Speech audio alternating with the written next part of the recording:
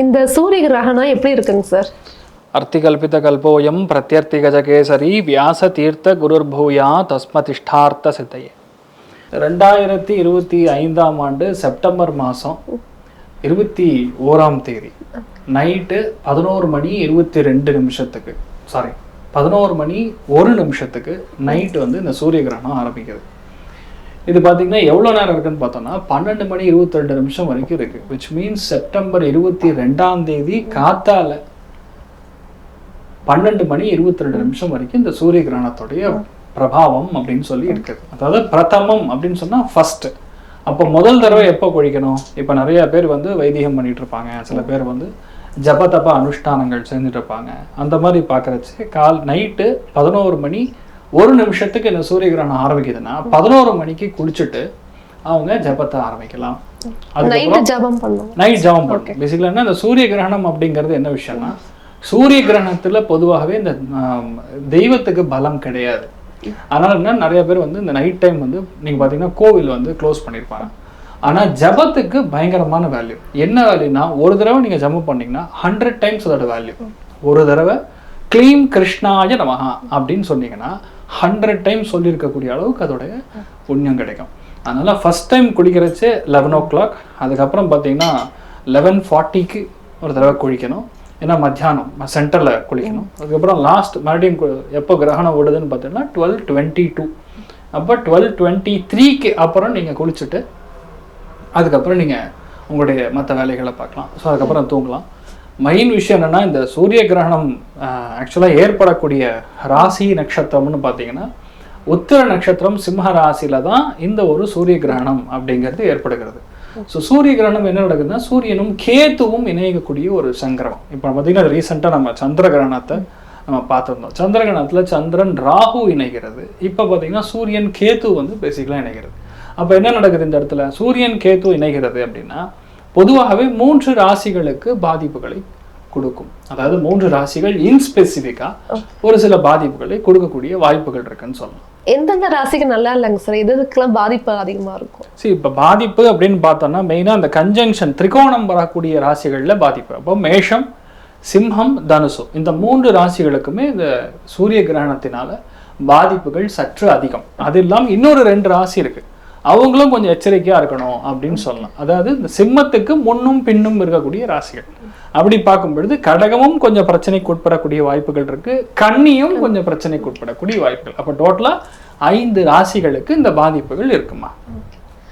எந்தெந்த ராசிகளும் நல்லா இருக்குங்க சார்? நல்ல கேள்வி. அதாவது என்ன, இப்போ சந்திரகிரகணத்துல 5 ராசிகள் நன்னானா நம்ம நேயர்களாகட்டும் நிறைய பேர் டைரக்டாவே போனே பண்ணாங்க, சார் அவ்வளவு மோசமா இருக்கா அப்படின்னு சொல்லி. கொஞ்சம் பாசிட்டிவா போயிடலாம். கரெக்ட். அதனால எந்தெந்த ராசிகளுக்கு பொதுவாகவே நல்லா இருக்குன்னா, இந்த சாயா கிரகங்கள் எந்த இடத்துல 3, 6, 10 கூடிய பாவகங்கள் உட்காரும் பொழுது பொதுவாகவே நல்ல விஷயங்கள் செய்யும். அப்படி பார்க்கும் பொழுது மிதுன ராசி அல்லது மிதுன லக்னம் சார்ந்த நபர்களுக்கு பல பிரச்சனைகள் ஓயக்கூடிய, it's going to be full stop வைக்கக்கூடிய ஸ்தானங்கள்ல மிதுனத்துக்கு இருக்கப்படுது. அதுக்கப்புறம் பார்த்தோம் அப்படின்னா மீனத்துக்கு அமேசிங் டைம் பீரியட். பொதுவாக மீனத்துக்கு சனி வக்கரமா ஜென்மத்திலே உட்கார்ந்துருக்கு, பல பிரச்சனைகள் ஆல்ரெடி பார்த்துட்டு இருக்காங்க. ஆனா இப்போ மீனம் உங்களுக்கு இந்த சூரிய கிரகணத்துல இருந்து ஒரு 40 டேஸ்க்கு அப்புறம் 40 டேஸ்க்குள்ள நிறைய நல்ல விஷயங்கள் நடக்கும். அதே மாதிரி பார்த்தீங்கன்னா விருச்சிகத்துக்கும் சூப்பர் டைம் பீரியட் அப்படிங்கிறது ஒரு சந்தோஷமான ஒரு நற்செய்தி. அப்போ 3 ராசிகளுக்கு உண்மையாகவே இந்த சூரிய கிரகணத்துக்கு அப்புறம் ஒரு 40 டேஸ்ல நிறைய நல்ல விஷயங்கள் கண்டிப்பா நடக்குமா? சரி, 12 ராசிகளுக்கான பலன்களை பார்த்துடலாம். கண்டிப்பா. சிம்ம ராசிக்கான பலன்கள் சொல்லுங்க சார். சிம்ம ராசியில் சிம்ம லக்னத்திலேயே பொதுவாக இந்த ஒரு கிரகணம் அப்படிங்கிறது நடக்குது. ஃபர்ஸ்ட் விஷயம் லைட்டா ஜலதோஷம் தான் பிடிக்கும். சூரியன் கேது சேர்ந்தால் மூக்கடைப்பு அப்படின்னு சொல்லலாம் பொதுவா. 2வது எந்த மூக்கு அடைக்கும்னு பார்த்தீங்கன்னா வலது மூக்கு தான் அடைக்கும். அப்படின்னு சொல்றது வலது சைடுல காட்டும், இடது சைடு காட்டுறது சந்திரன், அந்த நாசிகள் சொல்லும். அப்போ கண்டிப்பா மூக்கு சம்பந்தப்பட்ட பிரச்சனை, சில பேருக்கு ஜலதோஷம், சில பேருக்கு லைட்டா தலை வலி. சூரியன் கேது சேரும் பொழுது உடம்புல தண்ணீர் சத்து கம்மியாயிடும். அப்படின்னு என்ன அர்த்தம்? உடம்பு ஹீட் ஆயிடுச்சுன்னு அர்த்தம். ஹீட் ஆச்சுன்னா ஆட்டோமேட்டிக்கா தலைவலி வரும். உடனே என்ன சொல்லுவாங்க? டீஹைட்ரேட் ஆயிடுச்சு. அப்போ முடிஞ்ச அளவுக்கு நிறைய தண்ணீர் எடுத்துட்டா இவங்களுக்கு ஃபர்ஸ்ட் பிரச்சனை சால்வ் ஆகும்.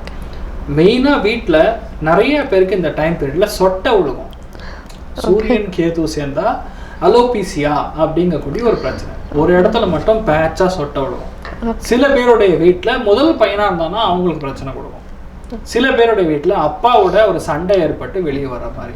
சில பேருடைய ஒரு ஜாதகத்தோட அமைப்புல ஏதாவது ஒரு கேச்சு ஒரு சட்ட சிக்கல்ல மாட்டக்கூடிய வாய்ப்புகள், இல்ல சட்ட சிக்கல் இருந்தாங்கன்னா ஒரே அடியா தலைமுடிக்கிட்டு வெளியே வரக்கூடிய பிராப்தம். சூரியன் கேதுனா டிஸ்கனெக்ஷன் பேசிக்கலா. அப்ப அதுவும் நடக்கும். இந்த டைம் பீரியட் என்னன்னா கால்சியம் உடம்புல கண்டிப்பா கம்மியாகும். அப்ப என்ன அர்த்தம், நம்ம அதை எந்த அளவுக்கு இன்டேக் எடுத்துக்கணுமோ அந்த அளவுக்கு நமக்கு இன்டேக் எடுத்துக்கணும். இது கிட்டத்தட்ட நம்ம கிளாஸ் நடத்துற மாதிரி ஆயிப்போச்சு. ஸோ மோராலஸ் இப்போ நம்ம எந்த அளவுக்கு நம்ம கவனமா இருக்கணுமோ அந்த கவனமா இருக்கணும். இப்போ யாரையும் நம்ப கூடாது.